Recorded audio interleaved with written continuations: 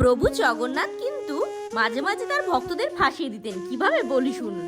একবার কি হলো, ভগবান জগন্নাথ তার পরম ভক্ত রঘুদাসকে বললেন, রঘুদাস চলো রাজার বাগান থেকে আমরা কাঁঠাল চুরি করে খাই।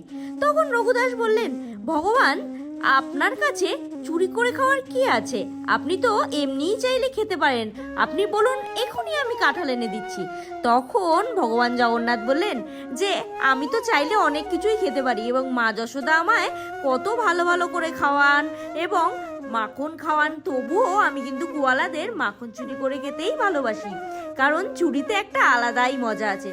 আর রঘুদাস কি করেন, তখন ভগবানের ইচ্ছে মতো তারা গেলেন রাজার বাগানে। তারপর সেখানে কাঁঠাল চুরি করে খেতে গিয়ে রাজার কাছে ধরা খাওয়ার পর রঘুদাস সমস্ত কথাটি খুলে বললেন। এরপর থেকেই পুরী জগন্নাথ মন্দিরে প্রভুকে কাঁঠাল ভোগ দেওয়ার নিয়ম। প্রভুর ভক্তরা কমেন্ট বক্সে অবশ্যই লিখুন জয় জগন্নাথ।